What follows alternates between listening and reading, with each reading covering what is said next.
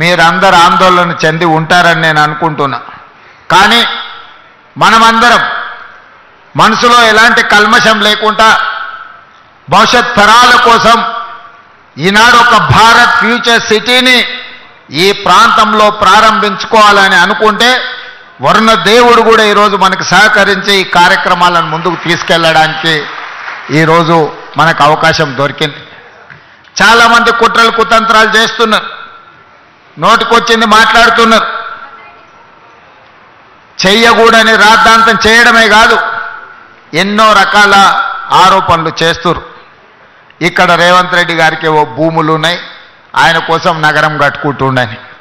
మీ అందరికీ తెలుసు, ఒకవేళ భూమి ఉంటే తెలియంది కాదు, ఇదేమి రహస్యంగా ఆశ పెట్టుకునే వజ్రాలు కావు, ఎక్కడో లాకర్లో పెట్టుకొని. భూమి ఉంటే భూమి మీదనే ఉంటుంది, భూమి ఉంటే దానికి రెవెన్యూ రికార్డు ఉంటుంది. ఈరోజు నేను నా గురించో నా సహచార మంత్రివర్గ సభ్యుల గురించో నేను ఆలోచన చేయడం లేదు.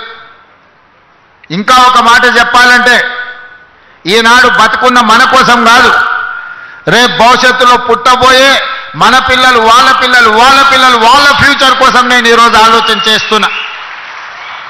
పెద్దలు బట్టి విక్రమార్క గారు చెప్పినట్టు 436 సంవత్సరాల క్రితం కులీ కుతుబ్షాహి గారు హైదరాబాద్ నగరానికి పునాది రాయి వేసినప్పుడు చెరువుల్లో, నదుల్లో ఏ విధంగా అయితే చేపల సమూహం ఉంటుందో నా హైదరాబాదు నగరంలో కూడా ప్రజలు ఆ విధంగా ఉండాలి, పెంపొందాలి అని కోరుకున్నాడంటే 436 సంవత్సరాల క్రితం కులీ కుతుబ్షాహి వేసిన పునాది రాయి ఈరోజు మా నగరం గొప్ప నగరం, హైదరాబాదు నగరం మాకుందని మనం గర్వంగా చెప్పుకునే పరిస్థితులు ఈరోజు మనకు వచ్చినాయి. ఆ తర్వాత నిజాం నవాబ్ 220 సంవత్సరాల క్రితం సికింద్రాబాద్ ప్రాంతాన్ని అభివృద్ధి చేస్తే ఈరోజు జంట నగరాలుగా హైదరాబాద్, సికింద్రాబాద్ ఉన్నది అని చెప్పి ఈ దేశం ముందు తలెత్తుకొని నిలబడే ఒక గొప్ప గర్వకారణం ఈరోజు మనకు వచ్చింది. అంతటితో ఆగలే అభివృద్ధి.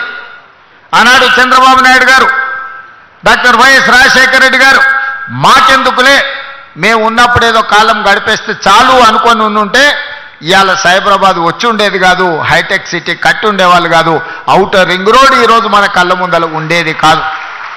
ఈరోజు శంషాబాద్లో అంతర్జాతీయ ఎయిర్పోర్టు ప్రపంచంలోనే వన్ ఆఫ్ ద బెస్ట్ ఎయిర్పోర్ట్గా గుర్తింపు పొందింది అని అంటే ఆనాడు ఆ నాయకులు కూడా ఒక ఆలోచన చేయబట్టే ఈరోజు ఫార్మాలో మనం ప్రపంచాన్ని శాసిస్తున్నాం, ఐటీ రంగంలో ప్రపంచంతో పోటీ పడుతున్నాం.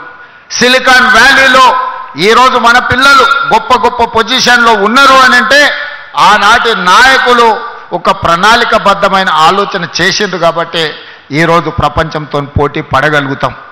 అందుకే మిత్రులారా,